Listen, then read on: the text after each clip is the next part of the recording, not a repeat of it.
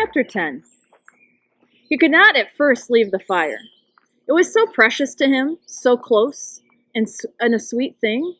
The yellow and red flames brightening the dark interior of the shelter, the happy crackle of the dry wood as it burned, that he could not leave it. He went to the trees and brought in as many dead limbs as he could chop off and carry. And when he had a large pile of them, he sat near the fire, though it was getting into the warm middle part of the day, and he was hot, and broke them in small pieces and fed the fire. "I will not let you go out," he said to himself, to the flames, "not ever." And so he sat there a long part of the day, keeping the flames even, eating from his stock of raspberries, leaving to drink from the lake when he was thirsty. In the afternoon, toward the evening, with his face smoke-smeared and his skin red from the heat, he finally began to think ahead to what he needed to do. He would need a large wood pile to get through the night. It would almost be impossible to find wood in the dark, so he had to have it all in and cut and stacked before the sun went down.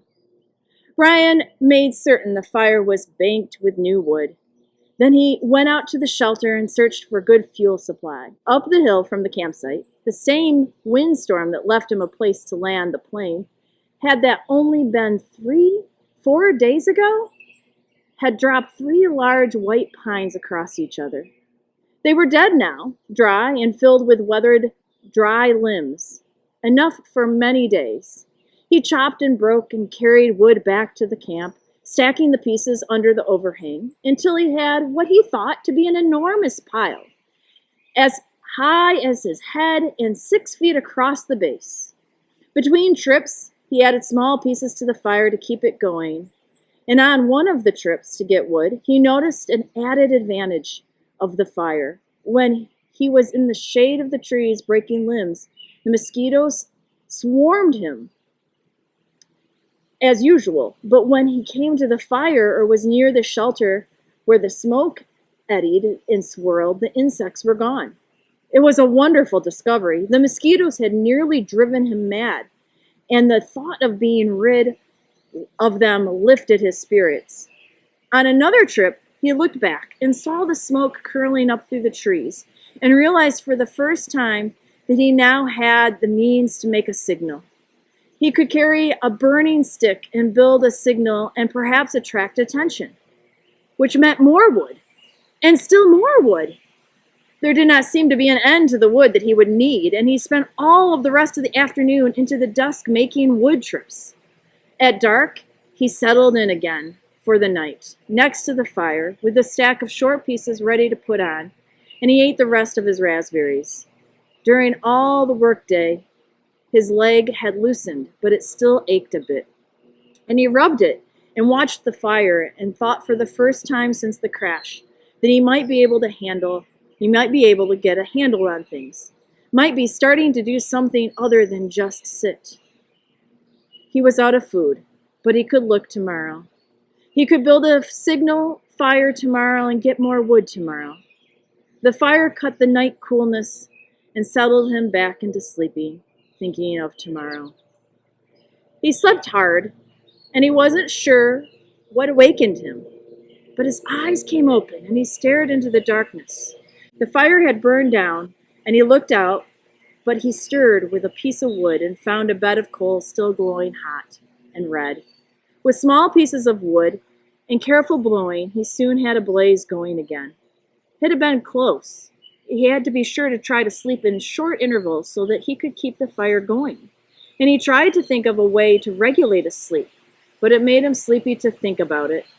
And he was just going under again when he heard the sound outside. It was not unlike the sound of the porcupine, something slithering and being dragged across the sand. But when he looked out the door opening, it was too dark to see anything. Whatever it was stopped making the sound in a few moments, and he heard something sloshing into the water at the shoreline.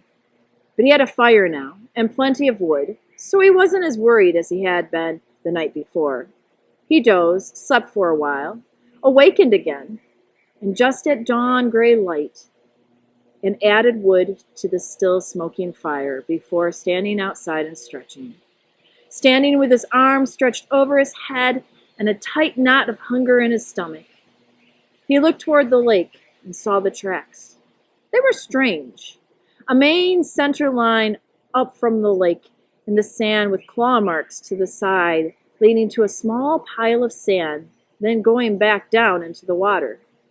He walked over and squatted near them, studied them, tried to make sense of them.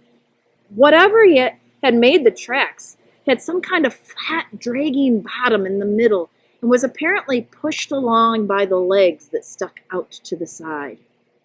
Up from the water to a small pile of sand, then back down into the water. Some animal, some kind of water animal that came up to the sand to do what? To do something with the sand? To play and make a pile of sand? He smiled. City boy, he thought. Oh, you city boy and your city ways. He made a mirror in his mind, a mirror of himself, and he saw how he must look. City boy with your city ways, sitting in the sand, trying to read the tracks and not knowing, not understanding. Why would anything wild come up from the water to play in the sand? Not that way. Animals weren't that way. They didn't waste time that way. It had come up from the water for a reason, a good reason. And he must try to understand the reason. He must change to fully understand the reason himself, or he would not make it. It had come up from the water for a reason, and the reason, he thought, squatting, the reason had to do with this pile of sand. He brushed the top off gently with his hand, but found only a damp sand. Still, there must be a reason, and he carefully kept scraping and digging until about 4 inches down. He suddenly came into a small chamber in the cool, damp sand, and there they lay, eggs, many eggs, almost perfectly round eggs, the size of table tennis balls, and he laughed. Then, because he knew. It had been a turtle. He had seen a show on television about sea turtles that came up onto the beaches and laid their eggs in the sand. There must be freshwater lake turtles that did the same thing. Maybe snapping turtles. He had heard of snapping turtles. They had become fairly large, he thought. It must have been a snapper that came in the night, when he heard the noise that awakened him. She must have come then and laid the eggs. Food! More than eggs, more than knowledge, more than anything, this was food. His stomach tightened, and he rolled and made noise as he looked at the eggs, as if his stomach belonged to somebody else, or had seen the eggs with its own eyes and was demanding food. The hunger, always there, had been somewhat controlled and dormant when there was nothing to eat, but the eggs came and the scream to eat. His whole body craved food with such intensity that it quickened his breath. He reached into the nest and pulled out the eggs, one at a time. There were 17 of them, each as round as a ball and white. They had a leathery shell that gave instead of breaking when he squeezed them. When he had them in a heap on the sand in a pyramid, he had never felt so rich. He suddenly realized that he didn't know how to eat them. He had fire, but no way to cook them, no container. And he had never thought of eating a raw egg. He had an uncle named Carter, his father's brother, who always put an egg in a glass of milk and drank it in the morning. Brian had watched him do it once, just once, and when the runny part of the white left the glass and went into his uncle's mouth and down his throat in a single gulp, Brian almost lost everything he had eaten. Still, he thought, still. As his stomach moved toward his backbone, he became less and less fussy. Some natives in the world ate grasshoppers and ants, and if they could do that, he could eat a raw egg. He picked one up and tried to break the shell, and found it surprisingly tough. Finally, using the hatchet, he sharpened a stick and poked a hole in the egg. He widened the hole with his finger and looked inside. Just an egg. It had a dark yellow yolk, and not so much white as he thought there would be. Just an egg. Food. Just an egg. He had to eat it. Raw. He looked out across the lake and brought the egg to his mouth and closed his eyes and sucked and squeezed the egg at the same time and swallowed as fast as he could. Ugh! It had a greasy, almost oily taste, but it was still an egg. His throat tried to throw it back up. His whole body seemed to convulse with it, but his stomach took it, held it, and demanded more. The second egg was much easier, and by the third one, he had no trouble at all. It just slid down.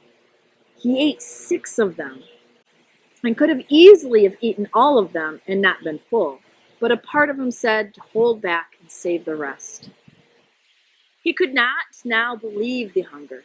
The eggs had awakened it fully, roaringly, so that it tore at him.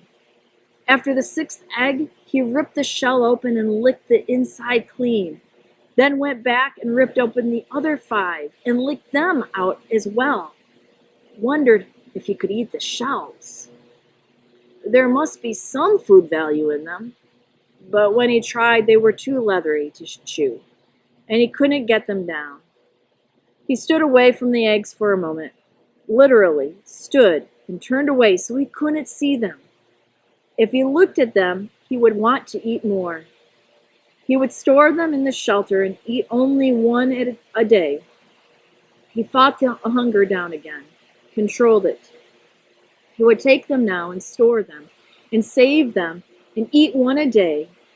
And he realized as he thought it that he had forgotten that they might come, the searchers. Surely they would come before he could eat all of those eggs? He had forgotten to think about them, and that wasn't good. He had to keep thinking of them, because if he forgot them and did not think of them, they might forget about him. And he had to keep hoping. He had to keep hoping.